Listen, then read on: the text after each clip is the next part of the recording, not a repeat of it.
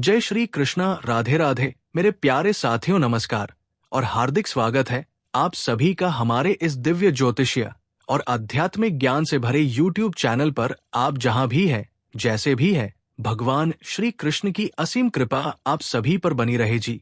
हाँ, मेरे प्यारे साथियों, जानकारी के लिए आप सभी को बता दूं कि जिसे तुम भूल गए थे, वो कन्या आज भी तुम्हारी यादों में घुट घुट के जी रही है।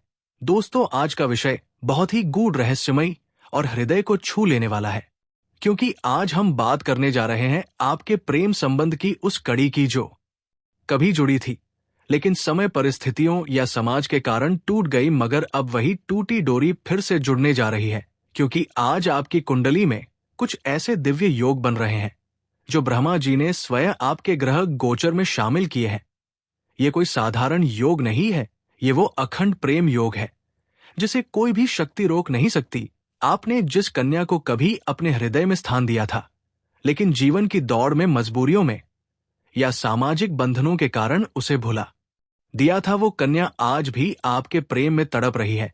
जी हाँ दोस्तों, जब हम कुंडली की बात करते हैं तो सबसे पहले हमें देखना होता है पंचम भाव, सप्तम भाव और द्वादश भाव। आज के दिन इन तीनों भावों पर शनि, शुक्र और चंद्रमा की ऐसी दृष्टि पड़ी है जो प्रेम के पुनर्मिलन का योग बना रही है।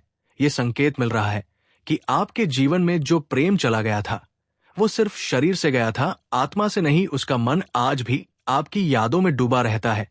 वो लड़की जो कभी आपकी मुस्कान से अपनी सुबह शुरू किया करती थी, आज भी अपने पुराने मैसेज पढ़कर रोती है। जी हाँ दोस्तों, जीवन में एक ऐसा समय आता है जब वक्त फिर से वही मोड़ पर लेकर आता है जहां से कहानी अधूरी छूटी थी।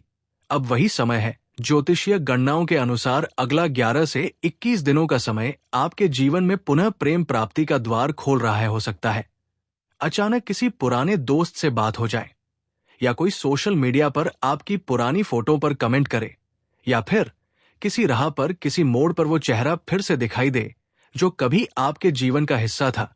ये कोई संयोग नहीं होगा, ये ब्रह्मांड द्वारा रचित एक योजनाबद्ध मिलन है। जी हाँ दोस्तों, जब चंद्रमा आपकी कुंडली के पंचम भाव में आता है, तब अतीत की यादें बहुत तीव्र होती हैं। आपने भी पिछले कुछ समय में पुरानी बातों को बार बार याद किया होगा, और उस कन्या ने भी, वो कन्या जो दिखने में शांत है पर भीतर से पूरी तरह टूटी हुई है। आपसे जुड़ी हर चीज वो आज भी संजो कर रखे हुए है, चाहे वो कोई तोहफा हो, कोई चिट्ठी या बस एक पुरानी तस्वीर। जी हाँ दोस्तों, जब शुक्र ग्रह सप्तम भाव में होता है, तब प्रेम का पुनर्जन्म होता है। और जब शुक्र की युति राहु से होती है, तो प्रेम दीवाना बना देता है। आज यही हो रहा है। वो लड़की जो तुम्हें भूल चुकी थी, वो अब तुम्हारे बिना जी नहीं पा रही है। उसे अब ये समझ आ गया है कि तुम ही उसके जीवन का सत्य हो, उसकी आत्मा की पुकार हो। वो तुम्हें हर रोज सोचती है, हर रोज भगवान से प्रार्थना करती है कि हे कृष्ण, मुझे मेरा वही प्रेम फिर से लौटा दो जी। हाँ दोस्तों, क्या तुमने पिछले दिनों कुछ अजीब अनुभव किया? अचानक उसका सपना आया हो, कोई पुराना गाना सुना और रो पड़े, अचानक दिल में उसका नाम गूंजा हो? ये सब ब्रह्मांड द्वारा भेजे गए संकेत है कि अब वो तुम्हारे जीवन में वापस आने वाली है। वो तुम्हें देखे बिना नहीं रह पा रही। वो अब वो गलती दोहराना नहीं चाहती जो पहले कर चुकी थी। जी हाँ दोस्तों, आपकी कुंडली में इस समय निम्नलिखित विशेष योग बन रहे हैं। चंद्रमा और शुक्र की युति, भावनाओं और प्रेम का मिलन, शनि की तृतीय दृष्टि पंचम भाव पर, पुराने प्रेम का लौटना, राहु सप्तम भाव में खोया हुआ साथी वापस मिलना, बृहस्पति का नवम भाव में होना, आध्यात्मिक पुनर्मिलन, इन सभी योगों का एक ही संकेत है, प्रेम की पुनर्ति। जी हाँ दोस्तों, शुक्रवार को मां लक्ष्मी के साथ राधा रानी की पूजा करें। रोज 11 बार ओम क्लीन कृष्णाय नमः का जाप करें। एक पीले वस्त्र में गुलाब की पंखुड़ियां रखकर श्री कृष्ण के चरणों में अर्पित करें। और सबसे जरूरी, उस कन्या को दिल से माफ कर दें जिसने कभी तुम्हें छोड़ दिया था, क्योंकि जब हृदय पवित्र होता है तभी ब्रह्मा मिलन की पट कथा लिखते हैं। जी हाँ दोस्तों, कई बार हमारा प्रेम इस जन्म में अधूरा रह जाता है, लेकिन वो अगले जन्मों तक पीछा करता है। कुछ आत्माएं इतनी गहराई से जुड़ी होती है कि उन्हें मिलाने खुद नियति कदम बढ़ा देती है। अगर आपके साथ ऐसा लग रहा है कि कोई तो है जो दूर होकर करीब है, जो दिखाई नहीं दे रहा पर महसूस हो रहा है, तो समझ लीजिए कि प्रेम पुनः जागृत हो चुका है। जी हाँ दोस्त, तो तुम जिस लड़की को भूल चुके हो, वो लड़की तुम्हारे बिना हर रात रोती है, उसकी आंखों में आंसू है पर कोई देखने वाला नहीं। वो तुम्हारा नाम लेकर भगवान से प्रार्थना करती है और भगवान ने उसकी सुन ली है। अब वो लौटने वाली है और हमेशा के लिए तुम्हारी होने वाली है। जी हाँ दोस्तों, है कान्हा, जो प्रेम एक बार दिल से जुड़ा हो उसे फिर कभी दूर मत करना, जिनके बीच कभी गलतफहम। जी हाँ मेरे प्यारे साथियों, अगर आप सच में ईश्वर को मानते हैं, देवों के देव महादेव में आस्था रखते हैं, तो एक बार सच्चे दिल से पूरी श्रद्धा से इस वीडियो को अभी लाइक करें।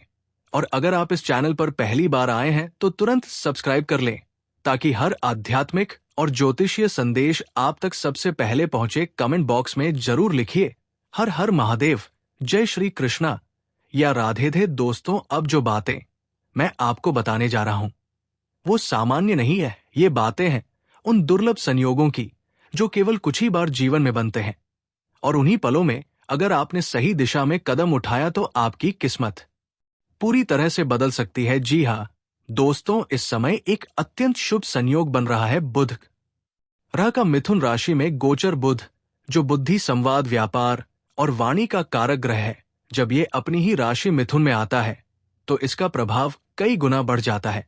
लेकिन ये प्रभाव हर किसी को एक समान नहीं मिलता। ये संयोग विशेष तौर पर उन राशियों के लिए बना है जिनकी कुंडली में बुध अनुकूल स्थिति में हो और जिनका मन ईश्वर, सच्चाई और श्रद्धा से जुड़ा हो। इस संयोग से प्रभावित राशियां कौन सी है? क्या आप उनमें से एक है? क्या आपका भाग्य पलटने वाला है? जानिए आगे। जी हाँ दोस्तों, अगर आपके जीवन में निरंतर असफलताएं मिल रही थी, मन में भय, शंका और निराशा छाई हुई थी, धन आता तो था लेकिन टिकता नहीं था, प्रेम संबंधों में धोखा या दूरी बनी हुई थी, परिवार में अशांति और तनाव का माहौल था, तो अब समय है जब ये सब कुछ बदलने वाला है। इस गोचर से जिन राशियों को सबसे अधिक लाभ मिलने वाला है वे हैं जिन घरों में वर्षों से कोई शुभ कार्य नहीं हुआ, अब वहां सगाई, विवाह, पूजा पाठ या धार्मिक अनुष्ठान होने की संभावनाएं बन रही है। विशेषकर अगर आपकी कुंडली में नवम भाव मजबूत है या गुरु ग्रह की दृष्टि चतुर्थ भाव पर है, तो निश्चित ही आपके घर में शुभ कार्य होने जा रहा है। जी हाँ दोस्तों, अगर घर में तनाव चल रहा है, आपसी संवाद कम हो गया है या किसी सदस्य की सेहत खराब चल रही है, तो बुध का ये गोचर इन समस्याओं को दूर कर सकता है। आपको बस एक बात का ध्यान रखना है। जी हाँ दोस्तों, अब मैं आपको बताने जा रहा हूं वो एक गलती जो अगर आपने कर दी तो ये दुर्लभ संयोग भी आपका कुछ भला नहीं कर पाएगा। अगर आप पुराने दुखों को बार बार याद करते हैं, दूसरों को दोष देते हैं, स्वयं में विश्वास नहीं करते, आलस्य या अहंकार में रहते हैं और अपने कर्मों को सुधारने की बजाय दूसरों की कुंडली देखने में समय लगाते हैं, तो आप इस शुभ संयोग का लाभ नहीं ले पाएंगे। जी हाँ दोस्तों, ज्योतिष सिर्फ दिशा देता है, परिणाम तभी आता है जब हम सही दिशा